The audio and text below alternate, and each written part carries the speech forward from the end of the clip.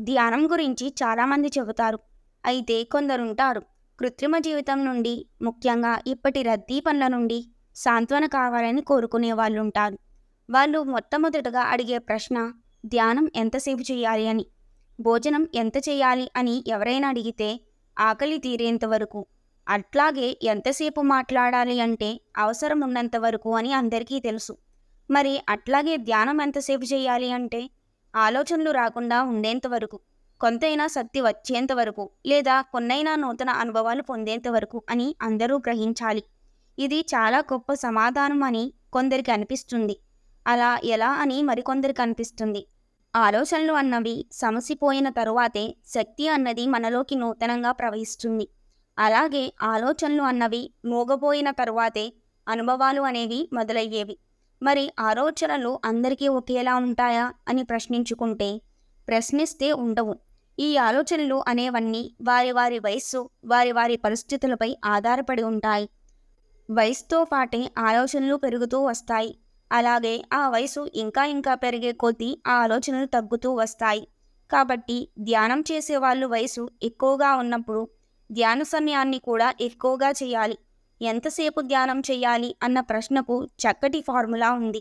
ఏమిటంటే, నూతన ధ్యానాభ్యాసకులు తమ తమ వయసును సంవత్సరాలలో లెక్కపెట్టి తర్వాత కూర్చున్న ప్రతి సిట్టింగ్లోనూ అన్ని నిమిషాలు కళ్ళు తెరవకుండా ధ్యానంలో ఉండడానికి ప్రయత్నించాలి.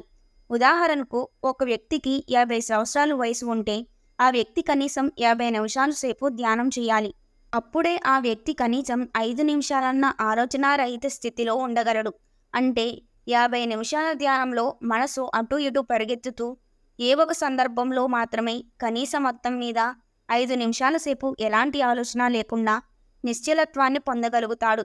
అంటే ఎవరి వయసు ఎంతో అన్ని నిమిషాలు కనీసం చేయాలి. శారీరక, మానసిక పరిస్థితులు అధ్వానంగా ఉండేవారు కనీసం రోజుకు 2 సిట్టింగ్స్గా ధ్యానం చేస్తుంటే క్రమేణా వారు చక్కటి సఫలీత్వాన్ని పొందుతారు. అంతేకాని ప్రతిసారి ఏదో మొక్కుబడిగా 10 నిమిషాలు కూర్చొని నేను చాలా రోజుల నుంచి ధ్యానం చేస్తున్నా, నాకు ఏమీ ఫలితం కనిపించడం లేదు, ఇంట్లో వాళ్ళు సహకారం ఇవ్వట్లేదు, వ్యాపారం వల్ల వీలు కావటం లేదు అనుకుంటే ఏమీ లాభం లేదు. అయితే సీనియర్ ధ్యానాభ్యాసకులు తమను తాము గొప్ప యోగులుగా మలుచుకోవాలంటే గంటలు గంటలు కూర్చోక తప్పదు. కోరింది దక్కాలనుకుంటే వయసుకు తగినంతసేపు ధ్యానం చేసి తీరాలి. అదే చిన్న వయసులోనే ధ్యానం ప్రారంభించి ఉంటే ఇప్పుడు ఈ కష్టం, నష్టం, దుఃఖం అన్నవి ఉండేవే కాదు కదా.